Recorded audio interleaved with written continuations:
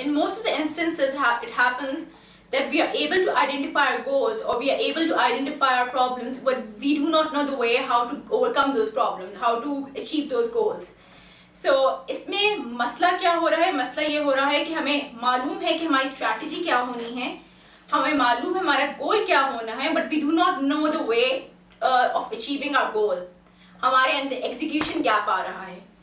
अब execution gap सिर्फ और सिर्फ बिजनेस सिनेरियोज में नहीं इम्प्लाई होता, ये काफ़ी और जगह इम्प्लाई होता है. ये हमारी डेली लाइफ में भी होता है. जैसे कि मुझे मालूम है कि मुझे सुबह उठना है, मुझे मालूम है मुझे काम पे जाना है, लेकिन अब मैंने काम पे कैसे जाना है, ये चीज़ है जो मुझे काम पे पहुंच जाएगी कि नहीं. एग्जीक्यूशन गैप के there are so many problems which actually make the execution gap wider. हमें हर गोल को हासिल करने के लिए एग्जीक्यूशन गैप को कम करना पड़ेगा.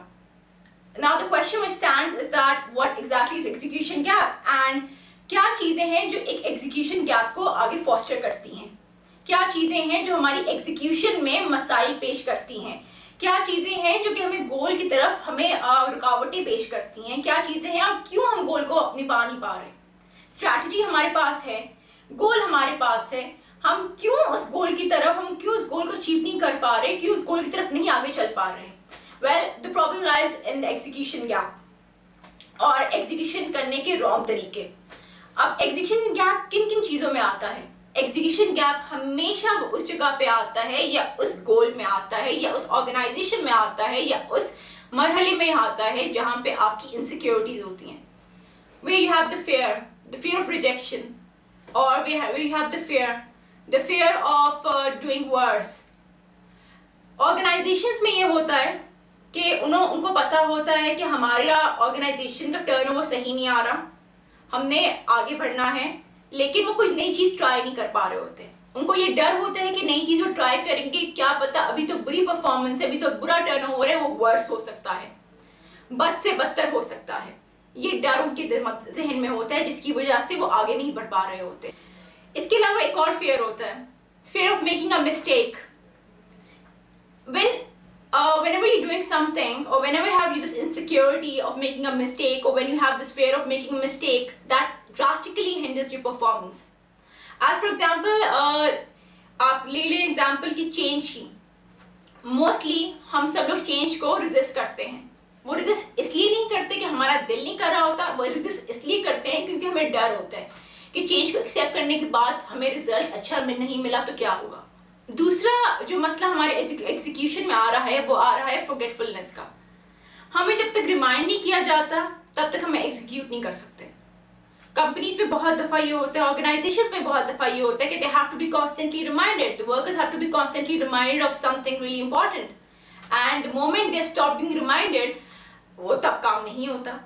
Now it can be either explained by the quadrant of urgency and importance.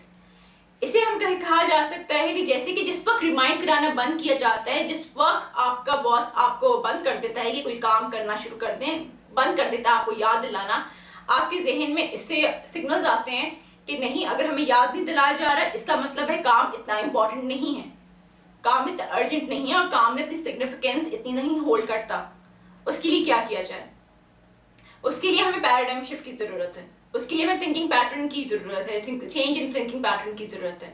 We need to realise, we need to accept कि हम लोग we are the ones who would be accountable to our own selves, we are the ones who have to take the responsibility. हमें काम दिया गया है तो हमने काम करना ही है, रिस्पेक्टिव ऑफ कि हमने पूछा जा रहा है कि नहीं पूछा जा रहा. For you to fill the execution gap, you need to make yourself vulnerable, or you need to be open towards three things. Now the things are change, firstly. Secondly, it's the compliance towards that change. कि आप कितना comply करते हो, एक changing strategy आपने अपना को propose किया, उस पे कितना comply करते हो. Thirdly, it's your commitment towards that compliance. So it's a vicious cycle, or probably we would rather call it a healthy cycle. It's a cycle कि आपको change अपने अंदर लेके आएंगे, अपने behaviors के अंदर change लेके आएंगे, उस पे comply करेंगे, commit करेंगे, तभी आपके healthy results निकलेंगे. कहना आसान होता है, it's easier said than done. Change कहना आसान होता है, करना मुश्किल होता है. चेंज को करने के लिए, चेंज को आपको एक्सेप्ट करने के लिए आपको लर्न करना पड़ता है skill, the skill of forming new habits.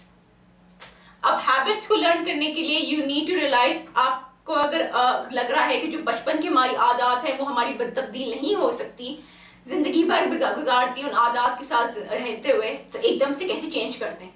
तो मैं आपको एग्जांपल दूंगी इस पे कि एक बिल्डिंग होती है जो कि 50 story plaza can be brought in, can be vanished in a matter of like few seconds. आजकल ऐसी नई इजादात हो चुकी हुई हैं जो कि बड़े से बड़े प्लाजा को, जो कि 50 स्टोरी का भी हो, उसको विद इन अ मिनट उसको बेस पे ले आते हैं, क्योंकि उनके स्ट्रक्चर को चेंज करते हैं, उसके स्ट्रक्चर पे वो अटैक करते हैं। इसी तरह जब इतना बड़ा प्लाजा कुछ किए बगैर, कुछ नुकसान बाकी बिल्डिंग्स को किए बगैर जमीन पे आ सकता है, आपकी आदत क्यों नहीं आ सकती, और वो आके आपकी नई आदत पे क्यों नहीं ट्रांसफॉर्म हो सकती। बहरहाल आपके एग्जीक्यूशन, आपकी स्ट्रैटेजीज, आपके गोल अचीव नहीं होते, वो आपके एग्जीक्यूशन गैप की वजह से अचीव नहीं होते, और आपके एग्जीक्यूशन गैप आपके चेंज, कमिटमेंट एंड कंप्लायंस की वजह से सही हो सकता है। Thank you.